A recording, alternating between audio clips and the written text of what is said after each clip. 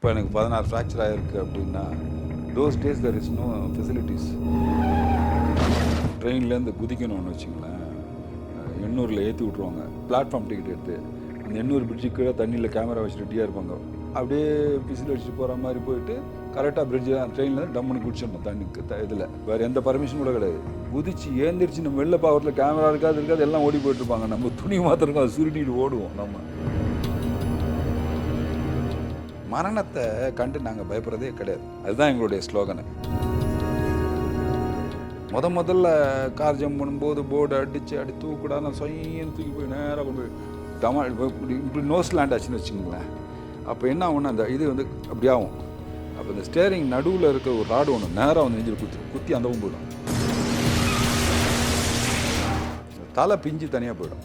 அதை இம்பேக்ட் எல்லாத்தையும் கட்டியிருக்கல அவர் நேராக போய் வந்து சைன்னு தடார்னு விழுந்து அப்படி இதுவான உடனே தீப்பொறி பிடிச்சி தீ பற்றிக்கும். இப்போ அவரை கட்டியிருக்கு, அவரால் வர முடியாது. அவர் எப்படி காப்பாற்றுறது? ஐயோ அப்பா நான் வளருவான், இங்கேயும் நாங்களும் அலற வேண்டியது, மிச்ச பேரும் அலருவாங்க, அவ்வளோதான். காப்பாற்ற முடியாதுல்ல. உயிரை பணையம் வச்சு பண்ணக்கூடிய ஒரு தொழில் அப்படின்னு ஒன்று இருந்தால் அது ஸ்ட்ரென்த் தான். ஹாலிடேஸ்னாலே அது நம்ம GT ஹாலிடேஸ் தான். You know you are special when you're with GT Holidays. நிறைவான தருணங்கள் NAC ஜுவல்லர்ஸுடன். ஆச்சி மசாலா எந்த சமையலும் ருசி தேடும் ரகசியம் 20 ரூபாய். இப்போ ஜெயிலர் 2-ஆ இருக்கட்டும், பாரஞ்சித் சாரோட படமாக இருக்கட்டும், ஆக்ஷனில் இருக்க ஸ்டண்ட் மாஸ்டர்ஸ்லாம் வந்துட்டு ஒரு சடனாக நிறைய ஆக்சிடென்ட் வந்து தொடர்ந்து நடந்துட்டு இருக்கு இல்லையா? அந்த ஒரு சேஃப்டி செக்யூரிட்டி வந்துட்டு ஆக்ஷன் சைடில் இருக்கிற அந்த பர்சன்ஸ்க்கு வந்து கிடைக்கிறது இல்லை அப்படிங்கிற மாதிரி ஏதாவது தோணியிருக்கா உங்களுக்கு? எப்போ இல்லை நவடேஸ் வாஸ் வெரி ஃபைன். இப்போ எனக்கு 16 ஃப்ராக்சர் ஆகிருக்கு அப்படின்னா those days there is no facilities. இப்போது ட்ரெயின்லேருந்து குதிக்கணும்னு வச்சுங்களேன், எண்ணூரில் ஏற்றி விட்ருவாங்க. பிளாட்ஃபார்ம் டிக்கெட் எடுத்து அந்த எண்ணூர் பிரிட்ஜுக்கு கீழே தண்ணியில் கேமரா வச்சுட்டு ரெடியாக இருப்பாங்க. அப்படியே விசில் அடிச்சுட்டு போகிற மாதிரி போயிட்டு கரெக்டாக பிரிட்ஜு ட்ரெயினில் டம்முன்னு குடிச்சிடணும் தண்ணிக்கு இதில். வேறு எந்த பர்மிஷன் கூட கிடையாது. குதிச்சு ஏந்திரிச்சு நம்ம வெளில பார்க்கறதுல கேமரா இருக்காது எல்லாம் ஓடி போயிட்டுருப்பாங்க. நம்ம துணி மாத்திரம் அதை சுருட்டிட்டு ஓடுவோம். நம்ம என்ன சேஃப்டி இருக்குது? அங்கே காலை கை உடஞ்சி தண்ணிக்குள்ளே செத்து போயிருந்தேன். என்ன தெரியுமா? தெரியாது இல்லையா? In that way we lose so many people. சேஃப்டியில் இப்போ எங்கள் யூனியன் எடுத்திங்கன்னா, எங்கள் யூனியன் தான் எங்கள் எல்லாருக்கும் ஒரு இது. There is no wallpaper. செத்தவங்களுடைய ஃபோட்டோ தான் வால்பேப்பர் எங்களுக்கு. அப்படின்னு எத்தனை பேர் செத்துருக்காங்க பாருங்கள். மரணத்தை கண்டு நாங்கள் பயப்படுறதே கிடையாது. அதுதான் எங்களுடைய ஸ்லோகனை. ஏன்னா அடித்தா செத்துருவோம், ரைட்டு பார்க்கலாம்ப்பா, சரி ஆயா நீயே பார்த்துக்கலாம். ஏன்னா மரணத்தை கண்டு பயப்படக்கூடாது. ஏன்னா அது வரும்போது நம்ம உயிரோடு இருக்கிறதில்ல, நாம் உயிரோடு இருக்கும்போது அது வர்றதில்லை. அப்புறம் ஏன் அதை பார்த்து பயப்படணும்? ஸோ இதே ஒரு ஸ்லோகன். நாம் என்ன ஆனாலும் அடித்து பார்த்துருவோம். அதனால் அவன் என்ன அடிப்பட்டால் கூட இல்லை, ஒன்றும் இல்லைன்னு தேய்ச்சிட்டு தான் போவானே தவிர ஒரு ஆக்ஷனில். ஸோ அது இப்போ ரொம்ப ரொம்ப கேபிள் வந்துடுச்சு. இப்போ ஆர்டிஸ்ட்டுங்களே பண்ணுறாங்க. இப்போ என்னுடைய இதில் பார்த்தீங்கன்னா ஐ ஒன்ட் யூஸ் டபுள். எல்லாமே ஒரிஜினல் ஷாட் தான். ஒரு கால் ஷாட்னா கூட, ஒரு ஃப்ரேமில் கால் வந்து நிற்குதுன்னா கூட அவருக்கு, ஏன்னா அந்த பாடி லாங்குவேஜ் அந்த காலில் தெரியும், அவர் நிற்கிறதுல எப்படின்னு தெரியும். சரி அடுத்தவங்களுக்கு தெரியாதுல்ல. இப்போ ஒரு படம் பூரா இப்படி போக்குறதுல காலை ஆட்டிகிட்டே இருப்பார் இல்லைங்களா? சரி இப்போ அதை டபுள் கிட்ட ஆட சொன்னால் எப்படி ஆட்டுவார்? படம் பூரா ஆட்டினவருக்கு தான் அந்த காலை ஆட்டுற அந்த எந்த டைமிங்கில் ஆட்டினான்றது தெரியும். In that way you have to utilise the artist. இப்போ ஆர்டிஸ்ட்டுங்க எல்லாமே என் மேலே என்ன சொல்லுவாங்கன்னா, என்ன சார் நீங்கள் பாட்டு 5 அடி பில்டிங்லேருந்து குதிக்கிறான்றீங்க.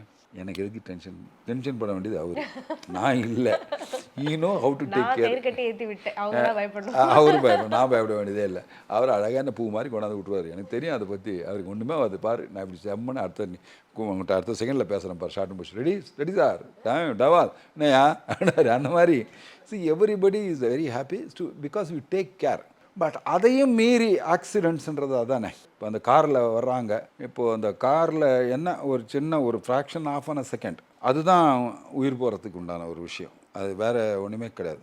அது எப்படி மக்களை பறி கொடுத்து, ஃபைட்டர்ஸை பறி கொடுத்து தான் கற்றுக்கிட்டோம். ஒவ்வொன்றா உயிரை பறி கொடுத்து தான். முதல்ல கார் ஜம்ப் பண்ணும்போது போர்டு அடித்து அடி தூக்கூடாது சொயின்னு தூக்கி போய் நேராக கொண்டு போய் இப்படி நோஸ் லேண்ட் ஆச்சுன்னு வச்சுங்களேன். அப்போ என்ன ஆகும்னா அந்த இது வந்து அப்படி ஆகும். அப்போ இந்த ஸ்டேரிங் நடுவில் இருக்கிற ஒரு ராடு ஒன்று நேராக வந்து நெஞ்சில் குத்தி அந்தவும் போயிடும். ஸோ அந்த மாதிரி இறப்பு. ஓஹோ, அப்போ என்ன பண்ணணும்? இப்போ இங்கே ஒரு இங்கே ஒரு பெல்ட்டு போட்டு லேண்ட் ஆகும்போது அந்த லேண்டு அதுவும் இவன் இழுத்துடுறோம். அப்போ அந்த போய் அங்கே இதில் சேரெல்லாம் குத்தாது கற்றுக்கிட்டோம். எப்படி கற்றுக்குறோம் பாருங்கள். கண்டிப்பா. ஏன்னா நம்ம செய்யற தப்புல இருந்து நம்ம கத்துக்கிறது ஒரு விஷயம் இருக்கும். அது ஆனா நம்ம இறப்புல மிச்ச இருந்து பேர்லாம் செய்கிற தப்புக்கு விலை கொடுக்குறது, நாங்கள் உயிரே விலையாக கொடுக்குறோம். அதுக்கப்புறம் என்ன பண்ணுறோம்? பட் திரும்ப அத பண்ணும்போது அது ஒரு பயம் இருந்திருக்கா சார்? ஐயோ! அடுத்து என்ன ஆக போகுதுன்ற பயம் கண்டிப்பாக இருக்கும். அதில் என்ன நடக்க போகுது அப்படின்னும் போது அந்த கழுத்து பகுதி இந்த தலை பிஞ்சு தனியாக போயிடும். அதை இம்பேக்ட் உங்கள் உடம்புல. இப்போ ஒரு பலசாலியாக அவர் கூட இருக்கார். எத்தனை பவுண்டு வெயிட்டை நீங்கள் தூக்கி எவ்வளோ நேரம் நிறுத்த முடியும் சொல்லுங்கள் பார்க்கலாம்? தலை மேலே வச்சு எவ்வளோ நேரம் தூக்கி வச்சுக்க முடியும் தலையில்? எவ்வளோ ஒரு 300 கேஜிஸ் கூட தூக்குற ஆள் இருக்காங்கல்ல.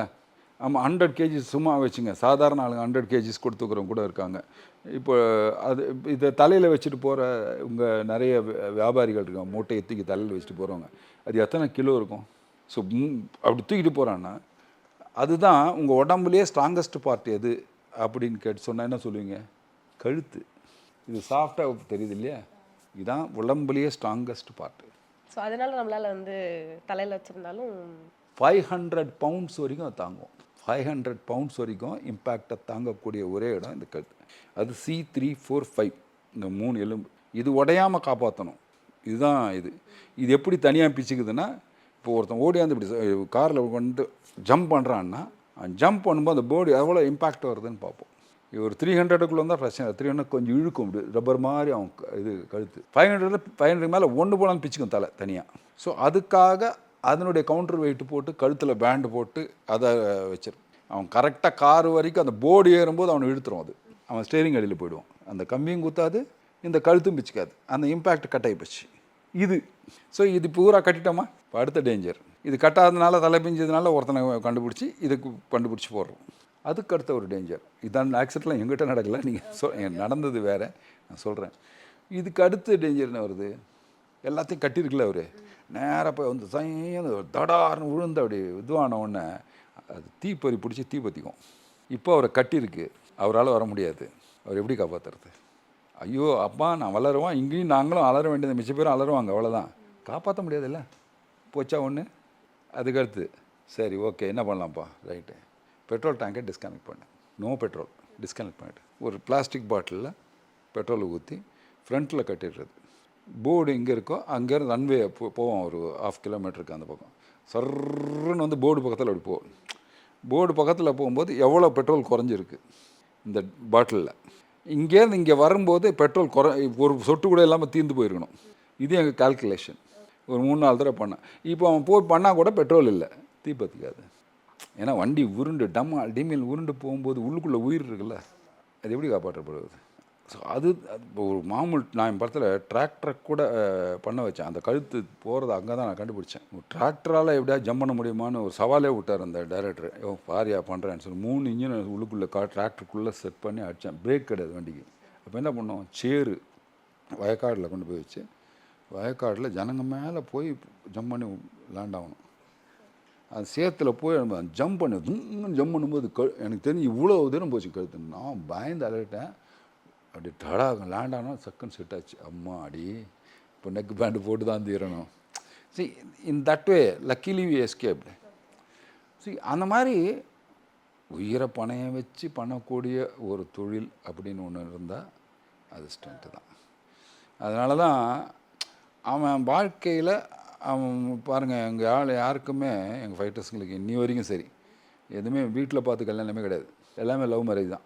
ஏன்னா யாரும் பொண்ணு கொடுக்க மாட்டாங்க. இவன் போவான் வருவானான்னு தெரியாது. அப்போது புருஷன் போயிட்ட பிறகு சாயங்காலம் 6 மணி ஆனவுடனே வெயிட் பண்ணிக்கிட்டு என்னாச்சோ ஏதாச்சோ. இப்போது செல்ஃபோன் இருக்குது, அப்போ அது கூட கிடையாது. இப்போ கூட செல்ஃபோன் வந்தால் பிடிங்கிடுவாங்க, வச்சு கொடுக்க மாட்டாங்க. அப்படி ஒன்றா கூட யாருக்கும் முடிச்சு போகாது. ஏன்னா அவங்க இது போயிடக்கூடாது. We have to take care of the family, right? So in that way.